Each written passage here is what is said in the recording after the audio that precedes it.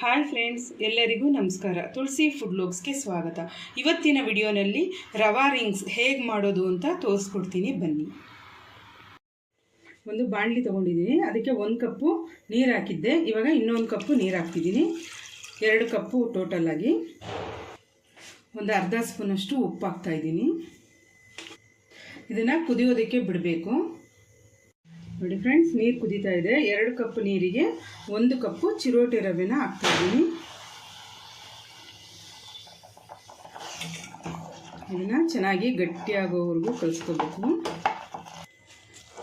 ನೋಡಿ ಫ್ರೆಂಡ್ಸ್, ಈ ಥರ ಗಟ್ಟಿಯಾಗಿದ್ರೆ ಸಾಕು. ಇದನ್ನು ಆರೋದಕ್ಕೆ ಬಿಡಬೇಕು. ಬಾಣಲಿ ತೊಗೊಂಡಿದ್ದೀನಿ, ಅದಕ್ಕೆ ಸ್ವಲ್ಪ ಎಣ್ಣೆ ಹಾಕ್ಕೊಳ್ತಾ ಇದ್ದೀನಿ. ಸ್ವಲ್ಪ ಸಣ್ಣ ಉರಿನೇ ಇಟ್ಕೊಳ್ಳಿ.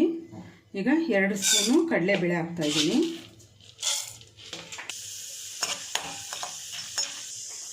ಅರ್ಧ ಫ್ರೈ ಆಗ್ತಾ ಇರೋಂಗೆ 1 ಬ್ಯಾಡಗಿ ಮೆಣಸಿನ್ಕಾಯಿ, 5 ಒಣಮೆಣಸಿನ್ಕಾಯಿ ಇದನ್ನು ಹಾಕ್ಬಿಟ್ಟು ಸ್ವಲ್ಪ ಫ್ರೈ ಮಾಡ್ಕೋಬೇಕು.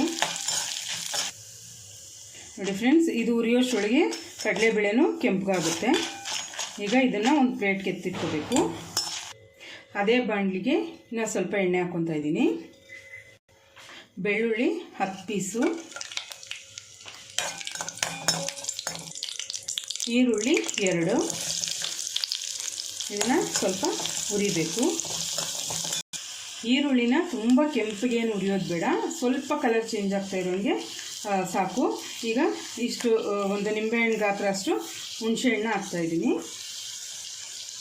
ಇದು ಒಂದು ಅರ್ಧ ಕಪ್ಪಷ್ಟು ತೆಂಗಿನಕಾಯಿ ತುರಿ.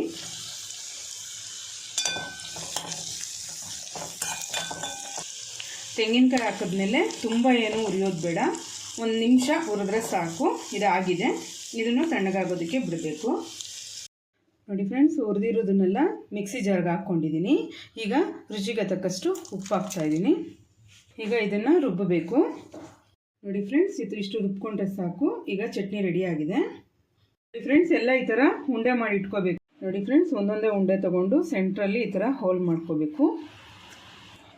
ನೋಡಿ ಫ್ರೆಂಡ್ಸ್, ಈ ಥರ ಮಾಡಿ ಎಲ್ಲನೂ ಇಟ್ಕೋಬೇಕು. ಫ್ರೆಂಡ್ಸ್, ಎಣ್ಣೆ ಕಾದಿದೆ. ಈಗ ಇದನ್ನು ಹಾಕ್ತಾಯಿದ್ದೀನಿ.